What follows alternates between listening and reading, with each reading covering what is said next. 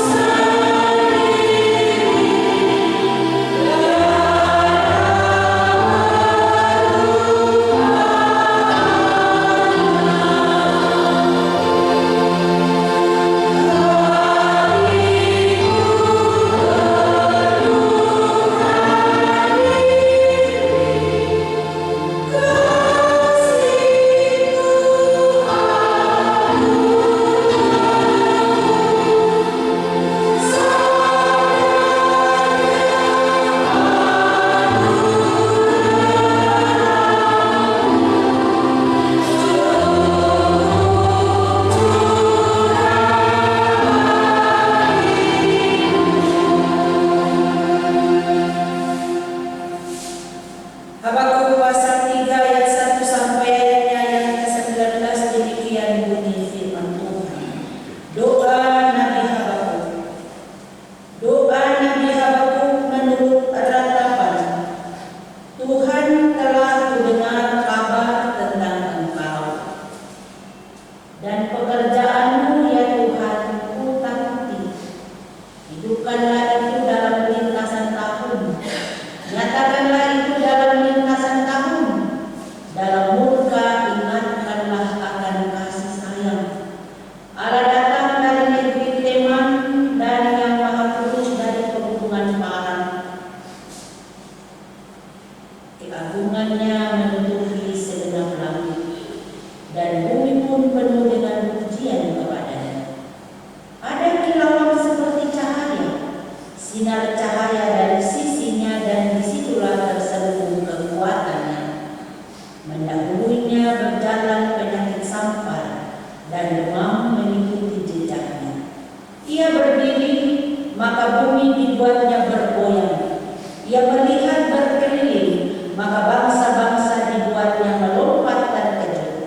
Hancur gunung-gunung yang ada sedang tumbang, merendah bukit-bukit yang berabad-abad. Itulah perjalanannya berabad-abad. Aku melihat kemah-kemah orang kudus yang tertekan, kain-kain tenda tanah Median bergetar terhadap sungai-sungai-Kah, ya Tuhan, terhadap sungai-sungai-Kah menurut kamu bangkit, atau terhadap laut-Kah amarahmu sehingga Engkau mengendarai kuda dan kereta kemenanganmu. Busurmu telah kubuka, telah kau isi dengan anak-anak. Engkau membelah bumi menjadi sungai-sungai. Melihat engkau gunung-gunung gemetar, air bah menderu, lalu samudra raya memperdengarkan suaranya dan mengangkat tangannya. Matahari, bulan berhenti di tempat kediaman karena cahaya anak-anak panahmu yang melayang laju, karena kilauan tombakmu yang berkilat. Dalam kegemaran engkau melangkah melintasi bumi, dalam murka engkau memasak bangsa-bangsa. Engkau berjalan maju untuk menyelamatkan umatmu, untuk menyelamatkan orang yang engkau urapi. Engkau merembukan bagian atas rumah orang-orang fasik, dan engkau buka dasarnya sampai batu yang penghabisan. Engkau musuh dengan anak panahnya sendiri, kepala laskarnya, yang mengamuk untuk menyerukan aku dengan sorak-sorai, seolah-olah mereka menelan orang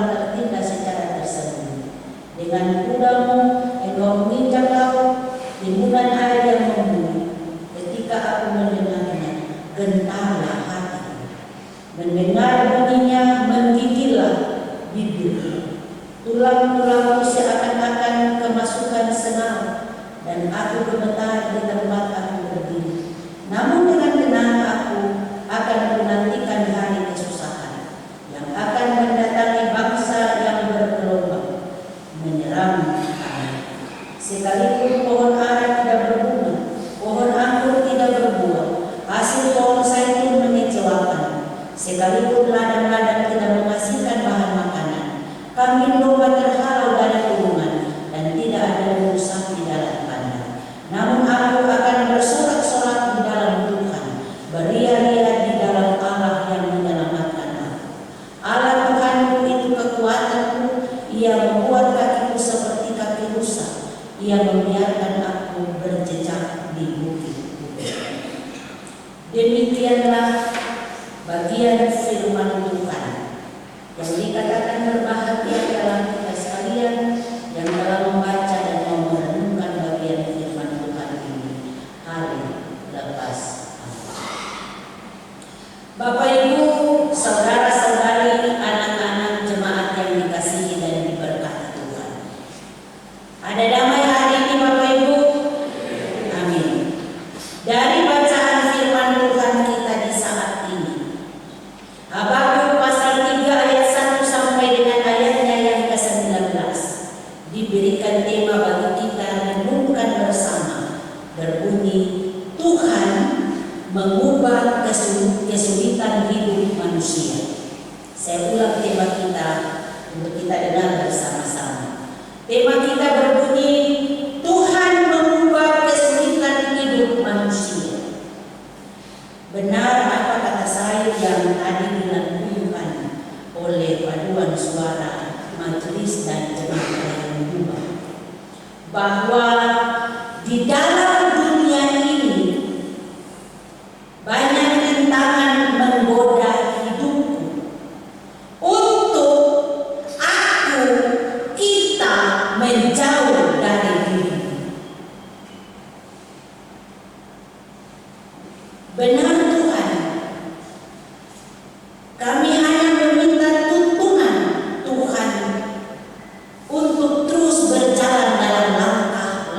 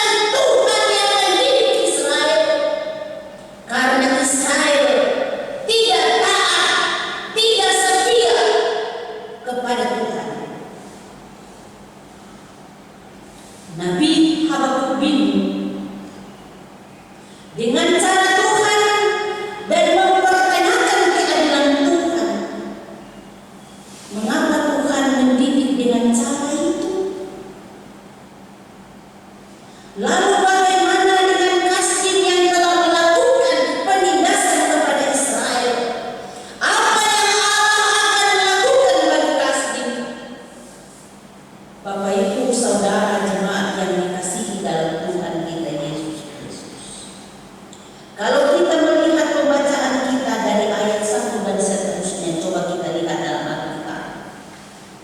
Dalam ayat 1 itu dia membuka dengan penjelasan bahwa bagian ayat-ayat ini merupakan doa Habakuk. Doa itu dalam nada ratapan. Dikatakan ratapan karena menunjukkan situasi dan kondisi tertentu atau kesukaran yang mereka alami. Sehingga pada ayatnya yang kedua, di situ Habakuk mengungkapkan bahwa dia telah mendengar kabar tentang Tuhan dan pekerjaan Tuhan.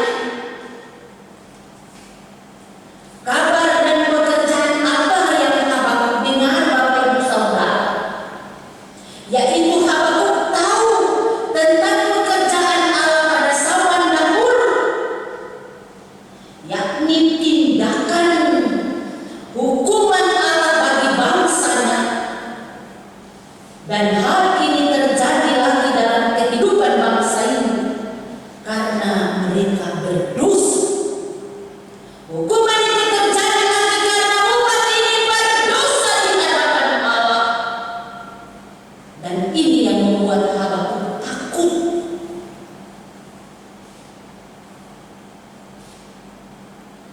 Dalam ketakutan, Habakuk berkata, hidupkanlah itu dalam lintasan tahun. Nyatakanlah itu dalam lintasan tahun. Dalam murka, ingatlah akan kasih sayang. Artinya Nabi sedang hendak mengatakan bahwa pada masa lampau Tuhan menyelamatkan Israel dengan berbagai cara, Bapak Ibu jemaat. Maka kini Habakuk minta Tuhan berbalik dari murkanya dan menyelamatkan mereka dalam kasih-Nya, dan Dia menolong mereka. Dengan perkataan lain, ingatan kepada perbuatan Allah di masa lampau selalu hidup setiap waktu. Lalu pada ayatnya yang ketiga, Habakuk mengingatkan kembali tindakan atau perbuatan Allah kepada Israel waktu membebaskan mereka dari Mesir, di mana Allah digambarkan sedang mendekati dengan penghukuman dari wilayah di mana Israel dulu bukan hanya mengalami anugerah penebusan, melainkan telah terlibat dalam perjanjian dengan Dia.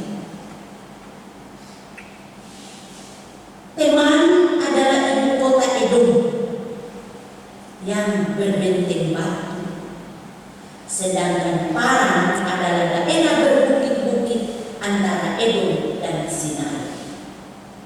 Maka doa ini mengandung makna bahwa kiranya Allah segera turun sekarang dalam kepenuhan penyataannya seperti dulu yang pernah ditunjukkan kepada Israel di Sinai, dan kebebasan Tuhan yang meliputi alam semesta ini akan nyata dalam kehidupan umat.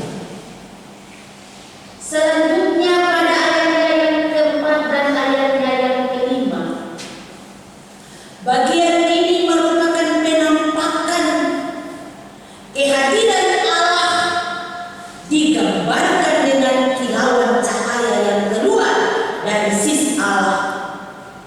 Cahaya itu mengandung kekuatan, dan dalam perjanjian lama, kekuatan Allah, kehadiran Allah itu dilambangkan dengan api, guntur, dan petir.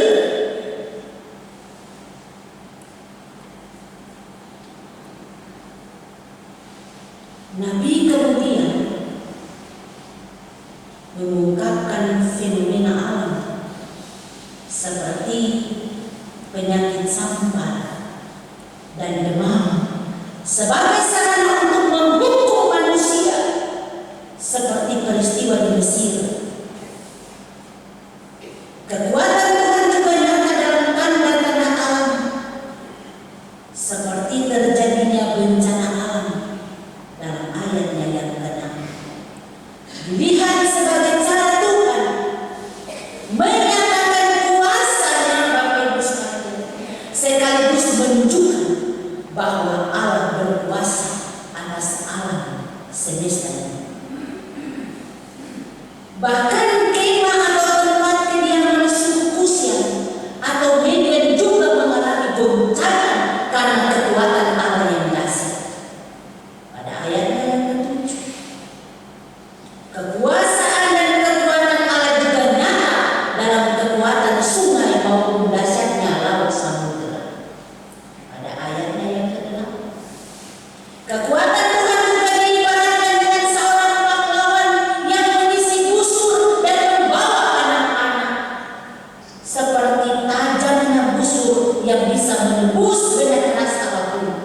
Ini menunjukkan hukuman dari Tuhan yang begitu tajam. Pada ayatnya yang ke-9, di hadapan Allah yang berkuasa atas semua ciptaan, tidak berdaya, ibarat gunung dengan kekuatannya, air bah yang dahsyat dan samudera luas tidak berdaya, ibarat manusia mengangkat tangan tanda menyerah, tidak berdaya. Benda penerang seperti matahari dan bulan seperti berhenti karena kuasa Allah dan hukuman Tuhan yang dahsyat. Itu diumpamakan Allah yang mengarah kegelapan. Sehingga pada ayatnya yang ke-13 sampai ayatnya yang ke-17, Bapak Ibu Saudara, bagian ini memperlihatkan tindakan Allah yang menyelamatkan umat pilihannya dan menghancurkan musuh Israel dengan kekuatannya. Dalam ayat 16 di situ Nabi berkata begini, bahwa ketika dia mendengar, melihat nubuat yang terjadi pada ayat yang ke-4 sampai 15 yang tadi saya sudah sebutkan, Nabi mengalami ketakutan yang luar biasa atau mengerikan akan hukuman yang akan terjadi kemudian. Seluruh tubuhnya tidak berdaya, namun walaupun ketakutan menghampiri hidup Nabi, Nabi berkata bahwa dia akan tenang menunggu waktu itu akan berlalu.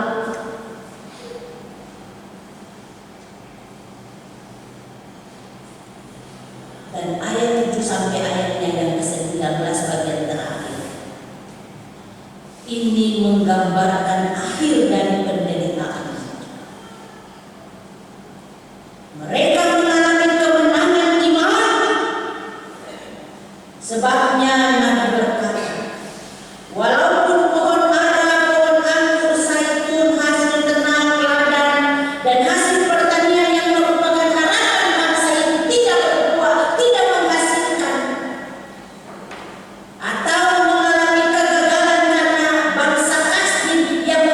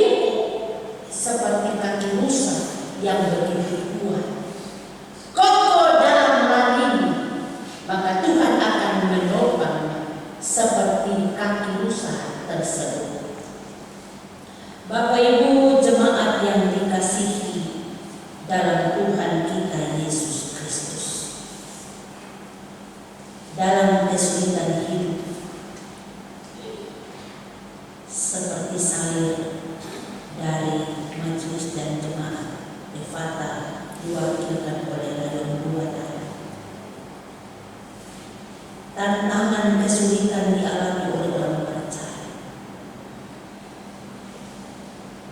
Bapak, Ibu, dan saya, kita diingatkan untuk tidak boleh mengandalkan kekuatan dan kemampuan kita sendiri untuk mengatasi persoalan dan masalah itu. Tetapi menghadapi semua itu harus disertai dengan doa dan permohonan kepada Tuhan. Karena doa orang percaya besar kekuatannya, dahsyat.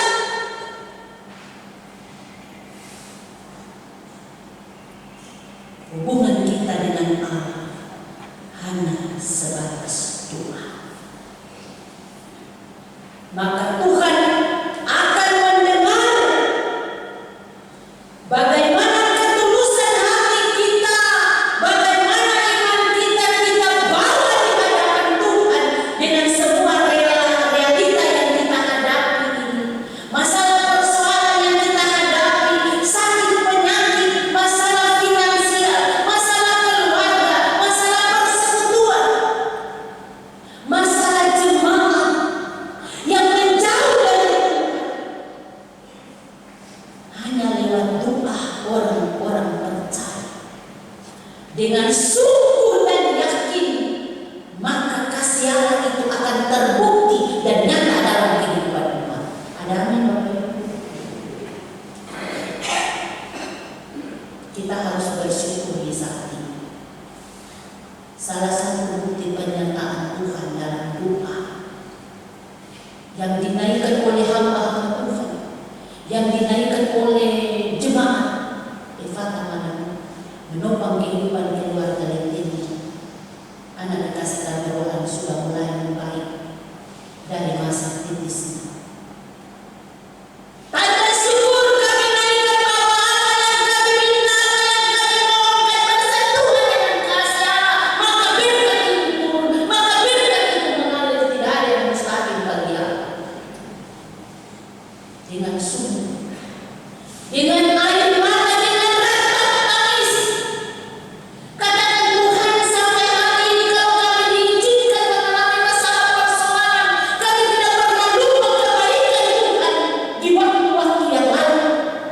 Kami ada di sini karena penyertaan Tuhan bagi kami dari hari ke hari sampai hari ini. Masa lalu, masa kini, dan masa akan datang, Tuhan tetap bersama dengan kami. Dan Tuhan akan tetap menjawab doa kami. Masalah apapun, masalah keluarga, istri ada masalah dengan suami, suami masalah dengan istri, datang meratap pada Tuhan. Biar masing-masing pasangan mengingat kembali penyertaan Tuhan dari pertemuan sampai pada hari ini. Mengingatkan untuk kembali melihat betapa besar kasih Allah. Dia akan menolong, dia akan membaharui sehingga rumah tangga itu akan dipersatukan. Tidak damai-damai lagi karena kerja Roh Kudus, karena kerja kuasa Allah. Maka jangan menjauh dari Tuhan secara pribadi dengan doa, dan jangan menjauh dari Tuhan dalam persekutuan yang ada di tengah-tengah jemaat. Karena saya belajar atau saya dengar dari kesaksian Andi Mulya, dia bilang waktu dia punya adik sakit kanker, dia punya adik semua dekat-dekat meninggal. Karena Andi Mulya ini dia punya pengalaman imannya sementara mengalami kegoncangan. Karena dia orang yang paling rajin masuk ibadah, dia orang yang paling rajin dan setia ada dalam persekutuan. Tapi dia melihat orang-orang yang ada dalam persekutuan hidupnya tidak sesuai dengan firman Tuhan, sehingga dia putuskan hubungan itu. Dia tidak mau lagi masuk dalam persekutuan. Tapi dia punya kakak waktu sudah mau meninggal karena kanker yang ditolong oleh Surya Paloh, tidak salah. Dalam proses penyembuhan, dia berdoa dan dapat 30 juta karena memang itu biaya 30 juta itu dahsyat sekali. Kesaksian itu dahsyat sekali. Lalu dia punya kakak bilang untuk dia begini, Andi, ketorang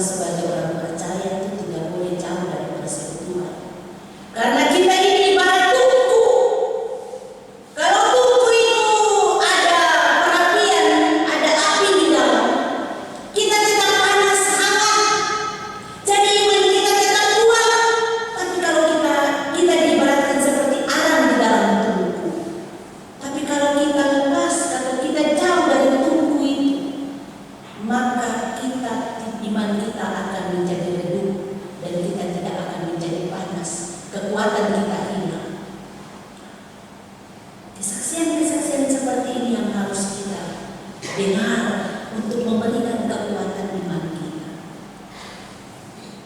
Bapak Ibu, kita harus percaya bahwa kuasa Tuhan itu nyata. Dia yang menolong para penginjil. Dia yang telah menyatakan kuasa pada masa lampau juga nampak pada masa kini. Kuasa itu bukan soal mujizat, tetapi juga penghukuman, teguran bagi kita yang tidak setia kepada. Jadi kalau ada masalah, persoalan, bersyukur karena Tuhan sayang kita, berupa teguran. Jangan kita ada masalah kita lari, maka sia-sialah iman percaya kita. Bapak Ibu jemaat yang dikasihi, dalam hidup kita ini terkadang kita kehilangan pengharapan, pasrah pada keadaan kesulitan. Seakan kita tidak mendapat berkat.